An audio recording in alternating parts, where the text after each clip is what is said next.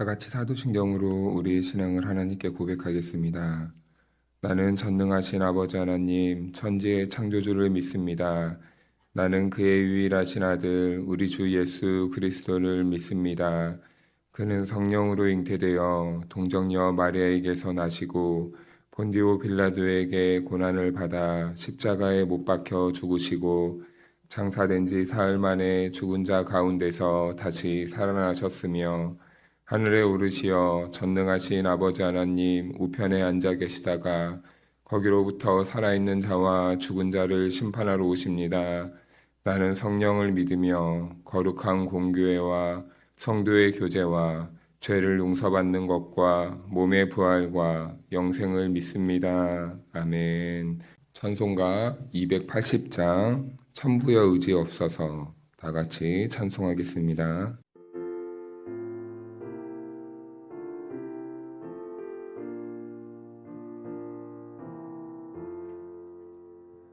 천부여 의지 없어서 손들옵니다. 주 나를 외면하시면 나 어디 가리까. 내 죄를 씻기 위하여 피 흘려주시니 곧 회개하는 마음으로 주 앞에 옵니다.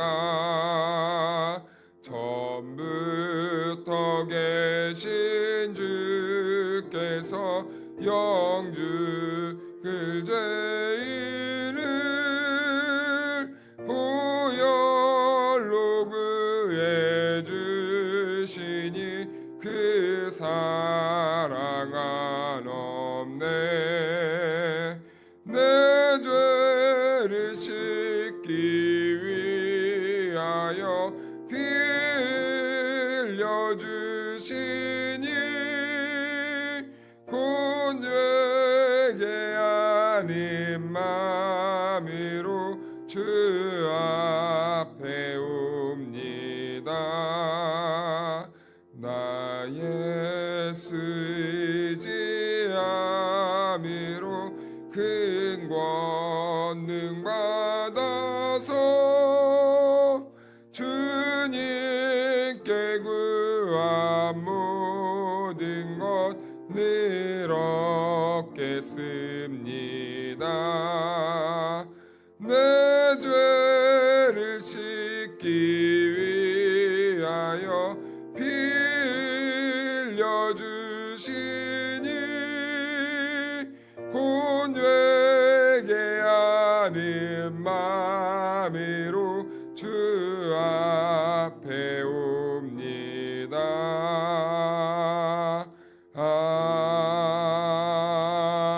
아멘. 오늘 우리에게 주신 하나님의 말씀은 열왕기상 8장 12절에서 21절 말씀까지입니다. 그때에 솔로몬이 이르되 여호와께서 캄캄한 데 계시겠다 말씀하셨사오나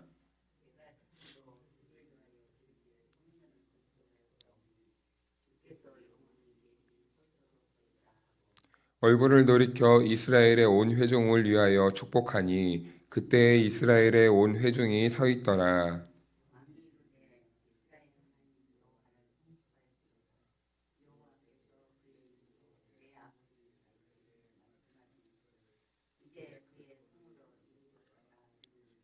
내가 내 백성 이스라엘을 애굽에서 인도하여 낸 날부터 내 이름을 둘 만한 집을 건축하기 위하여 이스라엘 모든 지파 가운데에서 아무 성읍도 택하지 아니하고 다만 다윗을 택하여 내 백성 이스라엘을 다스리게 하였노라 하신지라.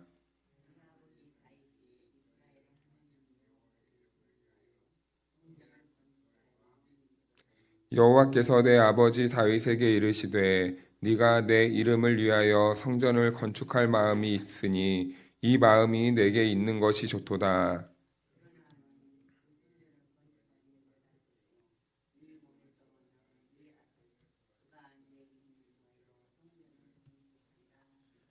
이제 여호와께서 말씀하신 대로 이루시도다. 내가 여호와께서 말씀하신 대로 내 아버지 다윗을 이어서 일어나 이스라엘의 왕위에 앉고 이스라엘의 하나님 여호와의 이름을 위하여 성전을 건축하고 내가 또 그곳에 우리 조상들을 애굽 땅에서 인도하여 내실 때에 그들과 세우신 바 여호와의 언약을 넣은 궤를 위하여 한 처소를 설치하였노라. 아멘. 할렐루야. 하나님의 은혜와 평강이 우리 모두에게 함께하기를 축복합니다. 네, 열왕기상 8장을 우리가 지난 월요일과 오늘 같은 본문 말씀을 보고 있는데요. 우리가 지난 월요일 시간에는 이제 솔로몬이 이 성전 봉헌하는 내용을 중심으로 우리가 말씀을 함께 나누었습니다. 그 장면은 매우 장엄하고 그리고 웅장하고 매우 거대한 이 거한 신앙적인 표현으로 보였지만 그 안에는 성전을 이해하는 방식에 대한 약간의 긴장감이 함께 공존하고 있었다라는 거예요. 성전을 솔로몬과 이스라엘 백성들이 어떻게 이해하고 있었는가? 성전은 하나님을 예배하는 매우 중요한 장소이지만 그 자체가 그 하나님의 자리를 대신할 수 없었다라는 겁니다. 성전 자체가 하나님도 아니고 그리고 그 안에 있을 언약궤 자체도 하나님이 아닌 그 언약궤 안에 있는 그 하나님의 말씀, 언약, 이스라엘과 함께 맺었던 그 언약이 중심이어야 됐었는데 이스라엘 백성들은 그 안에 있는 알맹이를 붙잡은 것이 아니라 그 알맹이를 감싸고 있는 껍데기를 더욱더 의지하고 붙잡고 신앙했던 그 모습을 보여주었죠. 그러면서 이제는 성경은 한 걸음 더 나아갑니다. 솔로몬 시대의 그 이후 시간이 흐르면서 이스라엘은 성전 중심의 신앙을 계속해서 고집했어요.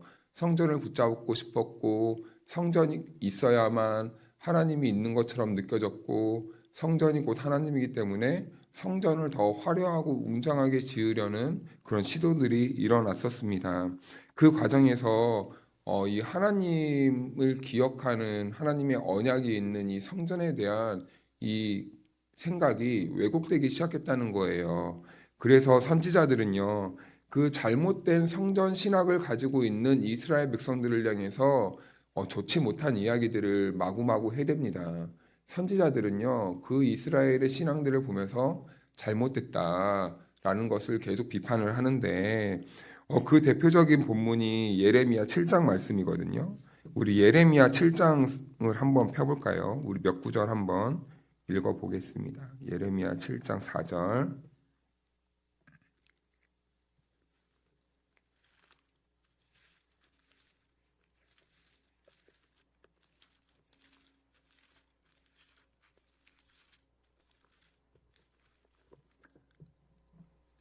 7장 4절 우리 같이 한번 읽어보겠습니다. 시작.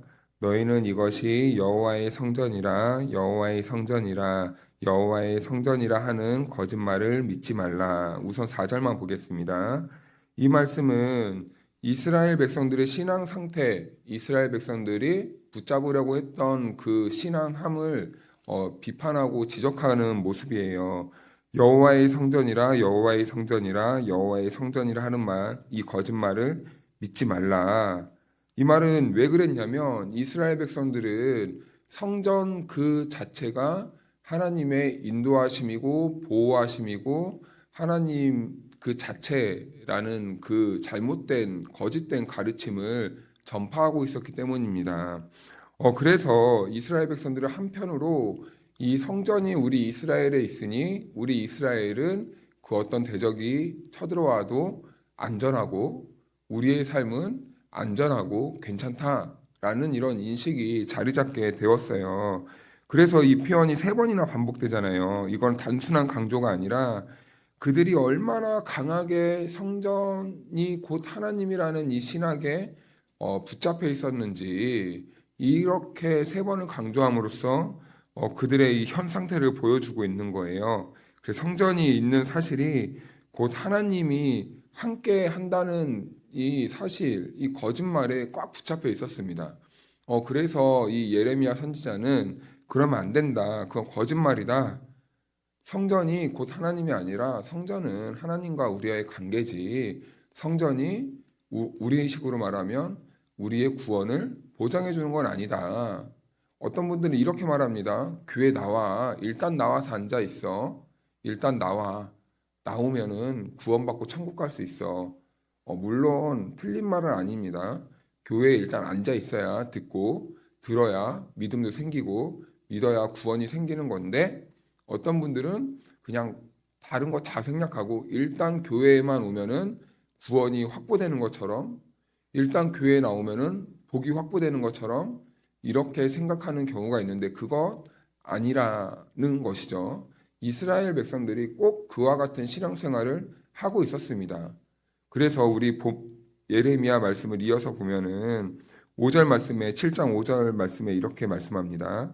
너희가 만일 길과 행위를 참으로 바르게 하여 이웃 사이에 정의를 행하며 6절이요 이방과 고아와 과부를 압제하지 아니하며 무지한 자의 피를 이곳에서 흘리지 아니하며 다른 신들 뒤를 따라 화를 자초하지 아니하면 7절 같이 읽어볼까요? 시작. 내가 너희를 이곳에 살게 하리니 곧 너희 조상에게 영원 무궁히 준 땅이니라. 아멘. 근데 여기에서 하나님께서 이스라엘 백성들에게 강조하고 있는 것은 무엇입니까? 어떤 성전 출입이라든지 아니면은 이 제사의 형식을 강조하지 않고 있어요. 여기에서는 이스라엘 백성들의 삶의 방향을 말씀하고 있습니다. 제사도 중요합니다. 성전에 왔다 갔다 하는 것도 중요해요. 그런데 왜 성전을 오냐는 말입니다. 왜 제사를 드리냐 말입니다. 이스라엘 백성들에게 교회에 오는 이유와 예배를 드리는 이유가 없었어요. 그냥 교회에 나오기만 하면 되고 그냥 예배 시간에만 앉아 있으면 된다라는 이런 생각이 있었던 겁니다. 그래서 그들은 그냥 예배 그 자체만 붙잡고 있었던 거예요. 교회 그 자체만 붙잡고 있었던 겁니다. 그러니까 그들의 삶의 내용은 아무것도 없었어요. 하나님을 신앙하는 내용이라든지 교회에서 하나님을 왜 예배해야 되는지 그러한 신앙의 내용이 없었습니다. 그러니까 예레미야 선지자가 그 내용이 없는 신앙생활하고 있는 이스라엘 백성들을 향해서 이렇게 말씀하고 있는 것이죠. 그래서 이 정의와 약자 보호와 우상 숭배의 거절이 예레미야 선지자의 핵심 메시지예요. 즉 하나님은 예배하는 그 행위 자체보다 이스라엘 백성들의 그 삶의 방향성, 예배하는 자들은 정의로워야 되고 예배하는 자들은 약자를 보호해야 되고 예배하는 자들은 우상 숭배, 세상을 거절해야 되는데 이들은 어떻게 된 게 하나님을 예배함에도 불구하고 삶의 내용이 없어 약자들을 괴롭히고 우상 숭배를 하고 그리고 하나님의 정의는 아무것도 실행하지 않는 그런 참 이상한 신앙생활의 모습을 보이고 있었다라는 겁니다. 그런데 그래서 이스라엘 백성들이 그 기준을 바꿔버리니까 삶은 그대로 두고 성전에 와서 예배만 드리면 괜찮아 라고 이렇게 그 시대의 선지자들이 가르쳤고 그리고 이스라엘 백성들도 그런 신앙생활을 하고 있었다라는 것입니다.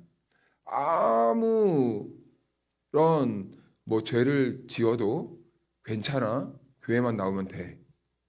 밖에서는 아무렇게나 살아도 괜찮고 교회만 나오면 돼. 그냥 우리 그리스도인들은 복만 받으면 되는 거야. 하나님은 믿는 사람들을 사랑하셔서 복을 주시니까 하나님 앞에 나오면은 복 받고 그렇게 살기만 하면 되는 거야. 그것만 하면 돼. 라는 식으로 아니라고는 하지만 내용이 그런 거예요. 아니라고는 말을 하지만 결국에는 복만 받으면 된다는 겁니다. 이런 식의 내용. 아니라고는 하지만 계속해서 성경의 내용들을 복받는 비결, 복받는 원리. 솔로몬 봐봐. 지혜 받았잖아. 그 하나님께 성전을 건축했으니까 봐봐. 하나님이 얼마나 좋아했겠어. 그 시대에 얼마나 많은 금과 은이 있었으면은 발에 차일 정도로 금과 은을 하찮게 여겼대. 하나님 앞에 복 받아서 그런 거야. 그런데 이 성경을 우리가 냉정하게 보니 그것은 복이 아니라 솔로몬이 하나님이 주신 것을 자기의 소견에 오른 대로 그렇게 바꿔가고 있는 그 모양을 우리는 살펴보고 있는 것이죠. 그 성전 건축도 그렇다는 겁니다. 성전 건축도 그런 맥락에 있다는 거예요. 그래서 예레미야가 이렇게 말한 것은 예배와 삶이 분리된 그 이스라엘 백성들의 잘못된 모습을 비판하고 있는 거예요. 그래서 9절과 10절 말씀을 보면 이렇습니다. 너희가 도둑질하며 살인하며 간음하며 거짓 맹세하며 바알에게 분향하며 너희가 알지 못하는 다른 신들을 따르면서 우리 10절 같이 읽어볼까요? 시작. 내 이름으로 일컫는 이 집에 들어와서 내 앞에 서서 말하기를 우리가 구원을 얻었나이다 하느냐 이는 이 모든 가증한 일을 행하려 함이로다. 아멘. 네, 이 본문은 매우 강하게 들릴 수는 있겠지만 그만큼 당시 상황이 심각하고 있었다는 것을 보여주고 있는 거예요. 지금 열왕기서는 망한 상태이지만 이스라엘 백성들이 포로로 끌려간 상태이지만 이 예레미야가 이스라엘을 향해서 이런 말을 하는 그 당시는 아직 포로로 끌려가기 전입니다. 그러니까 아직 이들이 망하기 전이에요. 망하기 전에는 어떻게 합니까? 이 부모들이 자녀들을 양육할 때 아직 기회가 있고 아직 다치기 전이고 아직 병들기 전에는요. 이거 하면 안 돼. 이거 하면 안 돼. 이러지 마. 너 그러면 안 돼. 너 이러면 인생 망한다. 너 지금 공부하지 않으면 떼놓치면은 나중에 너 아무것도 못 해. 하고 싶어도 못 해. 너 지금 건강 관리 안 하면은 나중에 너 하고 싶어도 못 해. 너 이리 와. 공부해. 너 이리 와. 이거 하지 마. 라고 하잖아요. 지금 예레미야 선지자는요. 아직 망하기 전 이스라엘 백성들을 향해서 이렇게 비판하는 겁니다. 하나님이 지금 우리들에게 이렇게 하라고 했는데 우리가 이렇게 되면 되겠습니까? 안 됩니다. 멈춰야 됩니다. 하나님의 뜻대로 돌아와야 됩니다. 그것은 옳지 않습니다. 라고 이렇게 말을 하는 거예요. 그러니까 이 우상 숭배, 성전 숭배가 너무 심각하니까 예레미야가 그것을 향해서 이렇게 비판을 하고 있는 거죠. 그들은 일상에서 하나님이 없어도 된다는 이러한 생각을 가지고 살고 있으니까 예레미야는 그건 아니다라고 말하는 거예요. 그러면서 이스라엘 백성들은 괜찮아. 우리는 성전이 있고 성전은 하나님이 있고 우리가 성전에서 와서 제사만 드리면은 우리는 안전한 거야. 괜찮은 거야. 다 괜찮아. 그렇게 선언을 했다는 거죠. 그래서 여기서 성전은 더 이상 하나님의 통로가 아니라 자신들의 삶을 정당화해주는 도구가 되어버렸다는 겁니다. 우리가 아무렇게나 살아도 교회만 오면은 괜찮아. 우리는 성도잖아. 하나님이 우리를 사랑하셔. 우리는 이렇게 해도 괜찮아. 정당화시키는 겁니다. 그러니까 오히려 하나님을 예배하는 하나님을 섬기고 있고 하나님이 택하신 나라고 거룩한 나라인 이 이스라엘 백성들이 하나님의 위대하심과 영광을 드러내야 되는데 오히려 그들의 삶이 하나님의 영광을 가리고 있었다라는 거예요.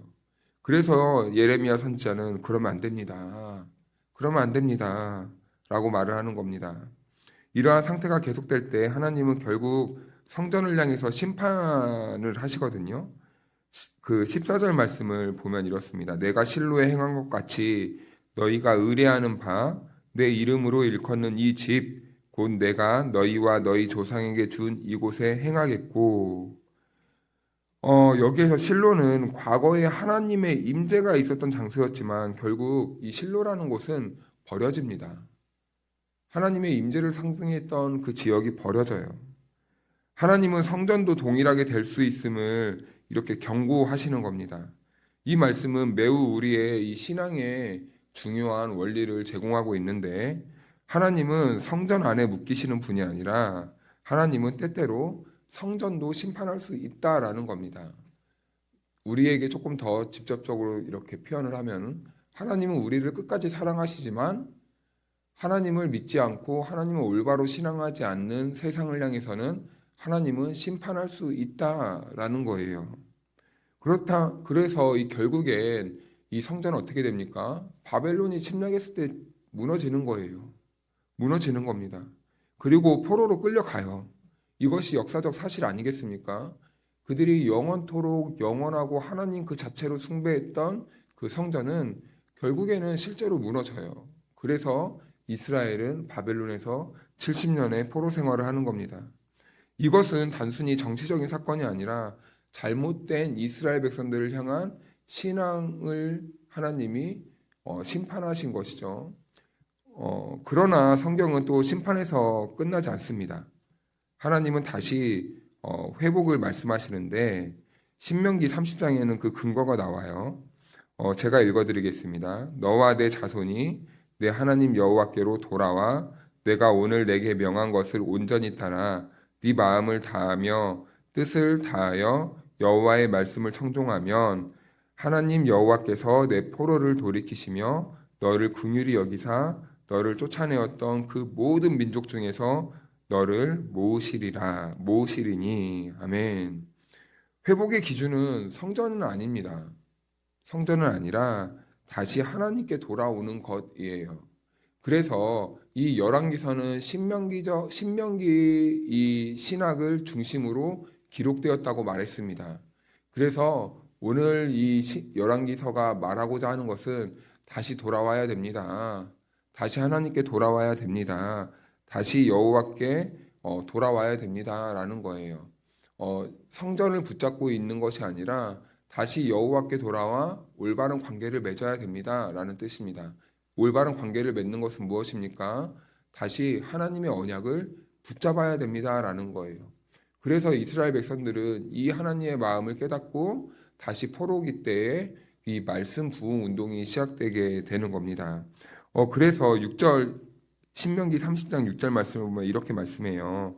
내 하나님 여호와께서 내 마음과 내 자손의 마음에 할례를 베푸사 내가 마음을 다하며 뜻을 다하여 내 하나님 여호와를 사랑하게 하사 너로 생명을 얻게 하실 것이며. 아멘. 이 말씀은 단순히 하나님께서 회복을 시킬 때 이스라엘을 포로에서 다시 이스라엘 나라로 이 장소로 옮기는 것이 아니라 그들의 심령을 변화시키겠다는 겁니다. 그들이 어떠한 형식을 회복시키는 것이 아니라 그들의 하나님을 향한 이 신앙하는 마음, 그들의 중심의 태도를 하나님이 회복시키겠다라는 거예요. 그래서 이제 말씀을 정리하면요.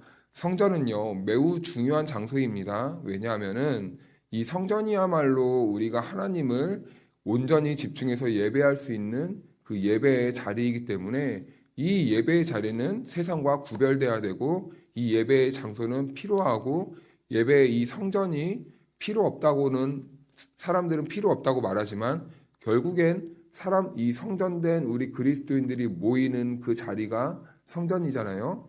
그 성전인데 결국에는 우리 그리스도인들을 담아낼 수 있는 무엇이 필요합니까? 분리된 공간이 필요한 거예요. 그래서 이 성전은 매우 중요한 겁니다. 왜요? 우리 그리스도인들이 함께 모여서 신앙할 수 있는 그 내용을 담아내는 그릇이기 때문이죠. 우리가 밥을 먹을 때 밥이 중요하지 밥그릇이 중요합니까? 그런데 이 또 밥그릇이 없으면 밥을 못 담아요. 그렇죠? 그렇기 때문에 이 그릇이라는 것은 매우 중요해요. 그래서 우리가 하나님을 성전하는 이 예배당 매우 중요합니다. 그런데 이 예배당 그 자체가 우리와 하나님과의 관계를 보증해주고 확증해주는 것은 아니다라는 거죠.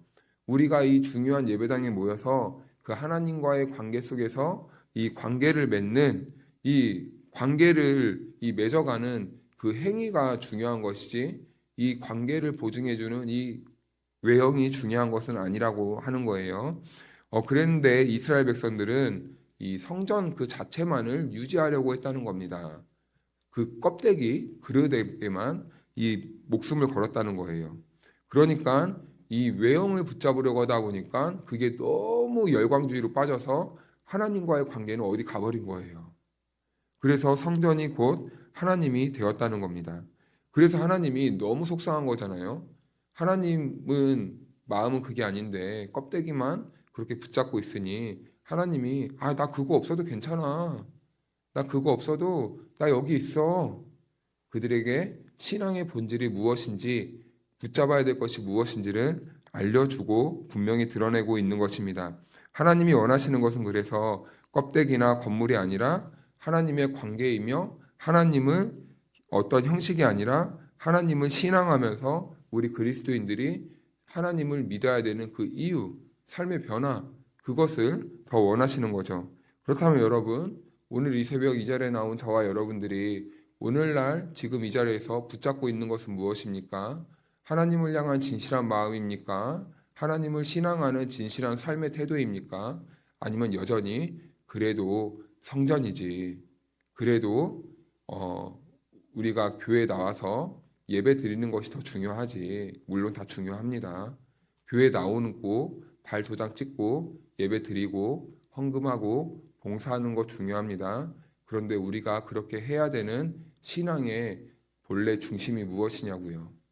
우리 안에 있는 신앙의 중심이 하나님을 위한 것인지, 아니면 하나님이 나를 이 자리에 부르셨다는 그 소명에 의한 그 소중한 마음 때문인지, 아니면은 내가 이걸 안 하면은 구원을 못 받아, 내가 이것을 안 하면 하나님께 버림받을 거야, 내가 이것을 안 하면은 나는 성도가 아니야. 그런데 여러분, 때때로 우리가 이것을 하지 않아도 우리는 성도이고, 우리는 어떠한 큰 봉사를 하지 않아도 하나님의 자녀이며, 우리가 많은 헌금을 드리지 않아도 우리는 하나님의 백성들이라는 거예요. 우리가 더 중요한 것은 하나님을 바라보고 하나님을 신앙하는 것, 하나님이 나를 이 자리로 부르신 이유, 하나님이 나를 이 자리에서 예배하게 하는 이유, 그것은 우리가 하나님의 자녀로서 하나님과 관계를 맺고 하나님의 뜻대로 살아가게 하기 위해서 저와 여러분들을 이 자리로 불렀다라는 것입니다. 그래서 오늘 이 자리에 모인 저와 여러분들이 함께 기도할 때 먼저는 내가 붙잡고 있는 껍데기는 무엇인가? 내가 붙잡고 있는 헛된 것은 무엇인가? 내가 붙잡고 있던 이 잘못된 이 신앙의 가치관은 무엇인지를 정직하게 돌아보면서 우리가 다시 하나님의 말씀으로 돌아가 하나님과 올바른 관계를 맺는 이 소중하고 복된 새벽이 될 수 있기를 주님의 이름으로 축복합니다. 기도하겠습니다. 하나님 아버지, 우리가 주님의 이름을 부르며 살아왔지만 때로는 하나님보다 하나님께 속한 것들을 더 붙잡고 살아왔음을 고백합니다. 예배의 자리에 앉아 있었지만 마음은 멀어져 있었고, 기도는 하고 있지만 주님을 향한 간절함은 식어 있었으며, 신앙의 모양은 남아 있었지만 삶은 주님과 따로 걸어가고 있진 않았는지 이 시간 돌아보게 됩니다. 주님, 우리를 불쌍히 여겨주시고 무너진 마음을 다시 주님께로 돌이켜 주시고, 익숙함 속에 굳어졌던 우리의 신앙을 은혜로 다시 흔들어 깨워 하나님을 향한 진실한 신앙의 삶을 살아갈 수 있도록 우리들의 발걸음을 인도하여 주옵소서. 종교적인 형식이 우리의 삶을 지키고 살리는 것이 아니라 하나님이 우리를 붙들어 주시고 주님의 긍휼과 사랑이 우리를 다시 일으켜 주실 힘을 주시는 줄로 믿습니다. 우리의 시선이 보이는 것이 아니라 살아계신 하나님께 집중할 수 있도록 인도하여 주시옵소서. 하나님, 오늘 이 자리에 나온 우리들의 삶을 만져주시기를 바랍니다. 말하지 못할 많은 걱정으로 잠을 못 자는 성도들이 있습니까? 가정 속에서의 아픔과 관계로 인한 상처와 경제적인 무게와 그리고 건강의 염려로, 그리고 때로는 홀로 감당하기 어려워 눈물을 흘리는 마음까지 우리 주님께서는 아시는 줄로 압니다. 우리들의 연약함을 불쌍히 여겨주시고 우리의 아픔과 상처의 자리마다 주님 찾아오셔서 우리들을 회복시켜 주시고 다시 일어날 수 있도록 도와주시옵소서. 하나님, 이 시간 두 손을 모아 간절히 기도하는 우리들의 손을 놓지 마옵소서.